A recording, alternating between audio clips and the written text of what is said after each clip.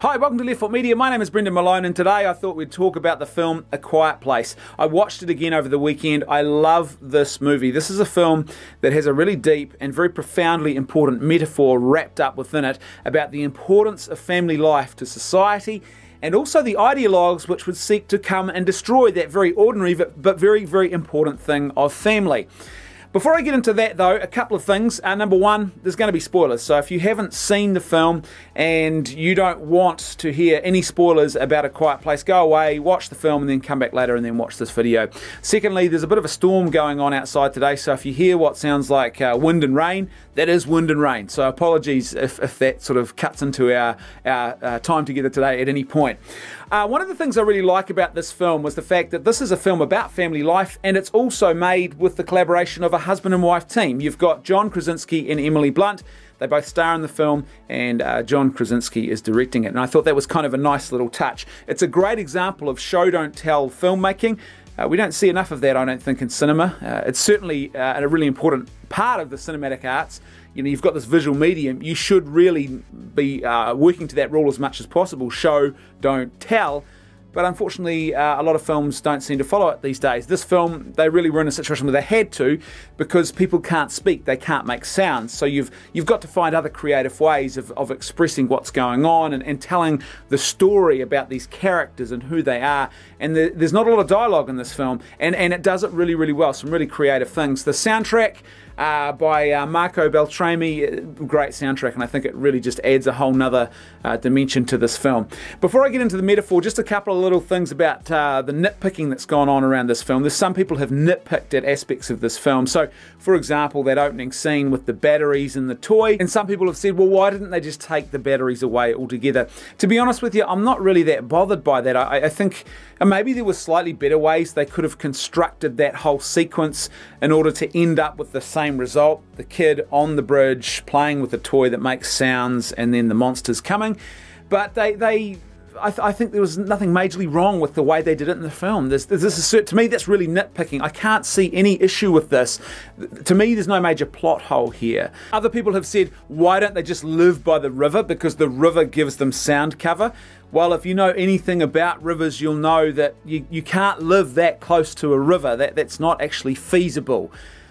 Even if you were tenting, you don't tent that close to a river. Rivers change course often, they flood regularly, particularly in winter. You can't live by a river. The risk of flooding is just too great, and even in other seasons the risk of flooding is still very, very real. And so you can't be that close to a river that it's going to cover your noise, but at the same time leave you in a situation where you're going to be safe.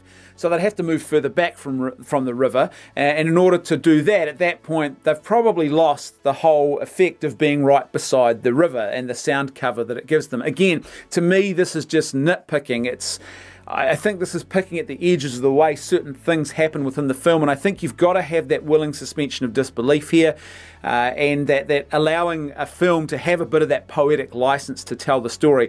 To me, these are not major plot holes. There was nothing major here that I saw as a plot hole. The one thing I will say, though, I did think about was the father is clearly an electrical engineer, and so one thing I thought to myself was, I wonder why he hasn't considered rigging up some sort of sirens or noise-making devices like several kilometers away from the home, and they're on some sort of remote switch, or I don't know, they're hardwired or whatever. But if a monster came to your house, you could actually push a button and a siren would go off a couple of kilometers away and would draw the monster away. But that's a tiny little thing, and as I said, it doesn't really add or subtract anything to this movie. This is just me nitpicking away at it. I think this is a great film. It knows what it is. It's tight. It's self-contained. It's really about this family and family life. It's not trying to put you or situate you into the situation of a global apocalypse and tell you the story of the global apocalypse and how it all happened and all the bigger details. It's really quite tightly focused, and it knows what it is, and I think it does what it does really, really well. Which brings me to the central topic of today's video, the deeper metaphor that lies at the heart of this film. Obviously, family life is an aspect of this film. You've got this family, you've got this mother and this father who love each other and who love their children and who are just getting on with the business of the very ordinary, mundane, normal and very important business, though, of family life. loving each other, self-giving, self-sacrificial love that is just profoundly transformative in the world and for the good of society. And another thing that's interesting about this family is there's this clear sort of delineation going on between males and females and the unique gifts that each brings to the world. This is a great display of male-female complementarity in this film. It's one of the few films that's been made recently which actually gets this right, which shows this. There's one scene where the father is taking the son off to train him with the necessary skills and equip him with the things he needs to actually care for the family in the absence of the father. And he's doing something very important that fathers have done throughout time, which is equip their sons to be good men. And the daughter wants to go too, and he says no, and you know, next time, but this is for the son. And the mother explains to the son at one point that this is for his own good. The son's a little bit terrified about this idea of coming out from under the wing of his mother. This is sort of normal, and very much this is the history of family life. Initially, when you're younger, it is the mother who very much is the nurturer and the carer for those children, even for the sons. And then they get to a point where the father effectively calls them out from under the wing of the mother, and he begins to impart some of those important things about masculinity that son needs. And so there's a really kind of beautiful display and touching on that theme that we see in this film. And the mother tells him that he needs these important skills because he's going to have to look after her, you know, when she gets to her old age. There's something really beautiful here about this idea of masculinity and masculine strength being a call to take that gift of your masculine strength and direct it outwards for the good of others. And I think that's, to me, this is just normal. That's the way it's supposed to be. That is how the world and how society functions well, when we recognize that our strengths are a calling to an outward, other-focused, self-giving love. I take the gift of my masculine strength, which has been bestowed upon me, and I direct it outwards for the good of others. It's a form of self-giving love when I do that. And it's not just men, this applies to all of us. So, for example, I believe that adults have an obligation to take their strengths and direct them outwards for the care of children. I believe that young people have an obligation to take their strengths and direct them outwards for the care of the elderly in our community who are a bit more frail and in need of that kind of care. I believe that the elderly have this ability to take the gift of their wisdom and to direct that strength outwards for the good of the young in their midst. This is just how societies grow great. We take our unique giftedness and we direct it outwards in self-giving love, and good things happen. And it's a very sort of, I think, important display of how this looks in family life. Mums, dads, males, females, this first society, and all this sort of beautiful formation of the human person that's actually going on that we see in this film. But it's not just family and family life which are at the heart of this story. You've got this other added dimension as well of these monsters that are waiting for you to utter a sound, and then they will come and they will tear you to shreds. They are seemingly indestructible. They are monsters which are always on the prowl. And if you're in their vicinity and you utter a word or you make a sound, they will come for you and tear you to shreds. And they broadcast their own signal. To me, when I think about these monsters, I think about the ideologues, and particularly those who seem to have a cozy partnership with the media, who want to broadcast and enforce certain ideas upon the world. And basically the family, the humble little family, mum, dad, loving and raising their kids and just getting on with the normalcy of life, often that is considered an imposition, an outdated notion. It is looked down upon with scorn by those who are ideologues, and particularly those who are often in the mainstream media. And there's this brave new world now that they would love to have us all living in. And if you utter the wrong sound, you say the wrong thing, they will come for you and they will tear you to shreds. In the last week or so, we've had one of the more absurd and frightening examples of these ideologues, these monsters at work. You might have heard about the story of meteorologist Jeremy Capel. This is a guy from New York who's on I think Rochester. He's on a news station, or he was, and he's a meteorologist who delivers the weather. He's the weatherman.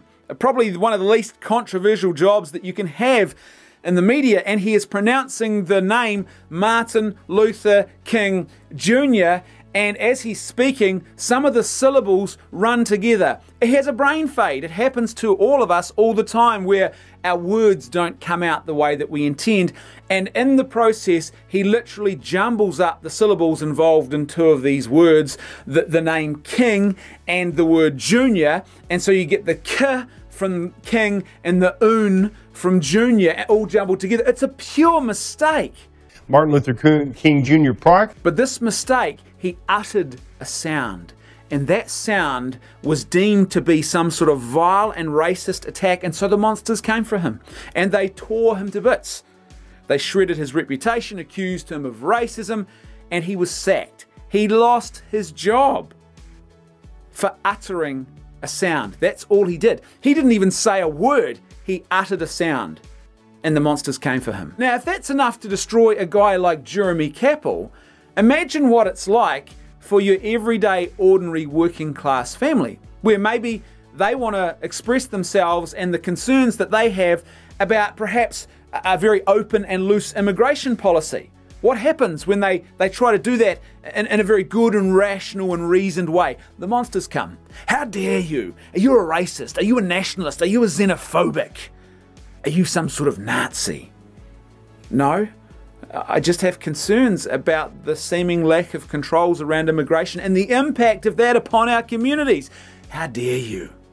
The monsters come. They come for you, and they will shred you if you say the wrong thing. If you're your ordinary, everyday, mundane kind of mum and dad, and you're reading the newspaper at work, and you see someone declaring themselves to be the first man who has given birth, and you say, hold on a minute, that's not a man, that's a woman. I know that's a woman because she's got a uterus and she's giving birth. The monsters come for you. How dare you? Are you transphobic? Are you a hateful bigot? The monsters come for you if you make the wrong sound. It's a very, very powerful metaphor for how difficult it is now for a lot of people just to get on with the business of living ordinary everyday life without the imposition of these monsters that are just waiting to tear you to shreds if you say the wrong thing. But here's the thing. The other thing about the metaphor that we see in A Quiet Place is that it actually shows us that we have the very means to defeat, to overcome the monsters.